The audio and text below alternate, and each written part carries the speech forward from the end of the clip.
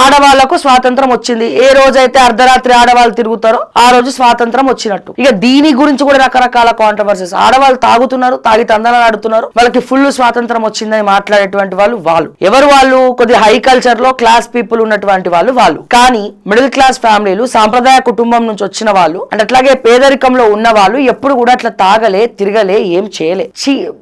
ఒకడు మాట్లాడతాడు, చుడిదార్ వేసుకుంటే ఎవడు రేప్ చేయడు, అత్యాచారం చేయడు. జీన్స్ ప్యాంట్ టీ షర్ట్ వేసుకుంటే లేకపోతే ఒళ్ళు కనిపించేలాగా తిరిగితే రేప్ చేస్తాడు అంట. అంటే వాళ్ళు ఎక్కడ ఆగిపోయినారు, వాళ్ళ మైండ్ సెట్ ఎక్కడ ఉందనేది అర్థం కావట్లేదు. మరి నిండు డ్రెస్ వేసుకొని నిండు చీర కట్టుకున్న వాళ్ళకు కూడా ఎందుకు మరి అన్ని ఎదుర్కొంటున్నారు? అత్యాచారాలు అవుతా ఉన్నాయి. లోపం ఎక్కడుంది? మన జుడిషియర్ లో ఉందా? మన కల్చర్ లో ఉందా? మగవాడు చూసే వంకర బుద్ధిలో ఉందా? నిండుగా కప్పుకున్న కన్ను కొడతాడే, నిండుగా కప్పుకున్న గిచ్చుతున్నాడే, నిండుగా కప్పుకున్న ఇష్టం వచ్చినట్టు ప్రపోజల్ చేసి ఇట్లా వచ్చినట్టు బ్లాక్ మెయిల్ చేస్తున్నారే. ఆఫీసుల్లోను, స్కూళ్లలోను, కాలేజీల్లోను పెళ్లైన మహిళలను కూడా ఈమె భారతీయ స్త్రీ అని వదిలిపెట్టట్లేదే, ఎరేస్తున్నారే.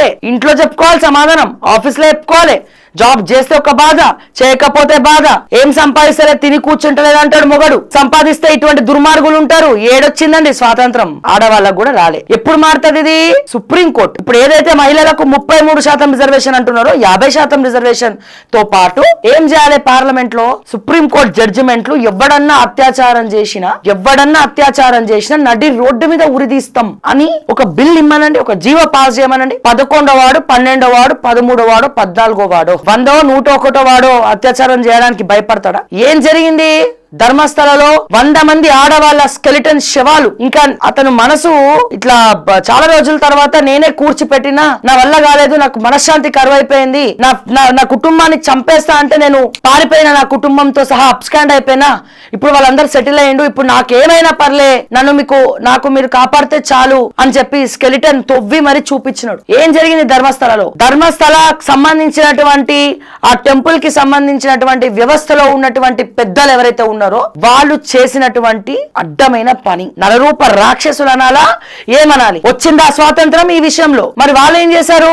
వాళ్ళు ఎందుకు అత్యాచారం చేశారు? చిన్న పిల్లల్ని కూడా వదలలే కదా? స్కూల్ యూనిఫామ్ తో మంచిగా చుడిదార్ వేసుకొని, కుర్తా వేసుకొని, ప్యాంట్ వేసుకొని ఉన్నారు కదా? మరి ఎందుకు చిన్న పిల్లల్లో ఏం కనిపించిందా దౌర్భాగ్యులకు? నిజంగానే డ్రెస్ ని బట్టి, మనం వేసుకున్న డ్రెస్ ని బట్టి వీళ్ళు అత్యాచారం చేయరు అని అనుకుంటే ఆ చిన్న పిల్లలు ఏం పాపం చేసినారు? వాళ్ళలో ఏం కనబడుతుంది? స్కూల్కి వెళ్ళే వీళ్ళ పిల్లలను, ఇంటర్ చదివే పిల్లలను, డిగ్రీ చదివే పిల్లలను, ధర్మస్థల కాలేజ్ లో చదివే వాళ్ళను నిండుగా కప్పుకుంటే కూడా మరి ఏం కనబడిందని వాళ్ళు తీసుకపోయి కిడ్నాపులు చేసి, అత్యాచారాలు చేసి, అతి దారుణంగా చంపి ఒక శవాన్ని అయితే యాసిడ్ పోసి కాల్చిరట. కూర్చిపెట్టి ఇంత క్షోభ.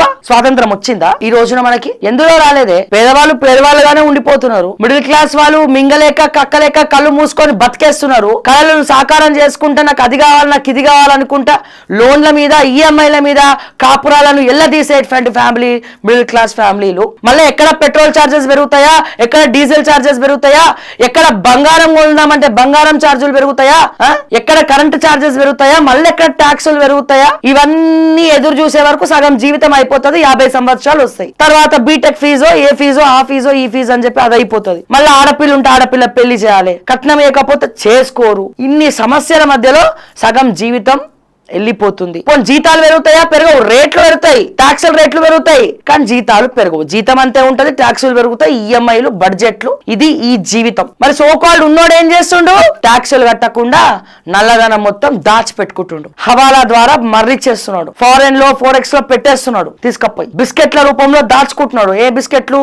గోల్డ్ బిస్కెట్లు. డైమండ్స్ రూపంలో కన్వర్ట్ చేసుకుంటున్నారు. స్విస్ బ్యాంకుల్లో భద్రపరుచుకుంటున్నారు. ఎప్పుడైతే ఈ స్విస్ బ్యాంకు కొల్లగొడుతుందో, ఎప్పుడైతే ఈ డేటా అంతా బయటికి వస్తుందో అప్పుడే భారతదేశానికి అసలైన స్వాతంత్రం వచ్చినట్టు. అవునంటారా, కాదంటారా? దయచేసి నేనేమైనా తప్పుగా మాట్లాడుంటే క్షమించండి. అసలైన స్వాతంత్రం ఏంటో కమెంట్స్ రూపంలో మీరు కూడా తెలియజేయండి అని చెప్పి నేను రిక్వెస్ట్ చేస్తా ఉన్నాను ఈ సందర్భంగా.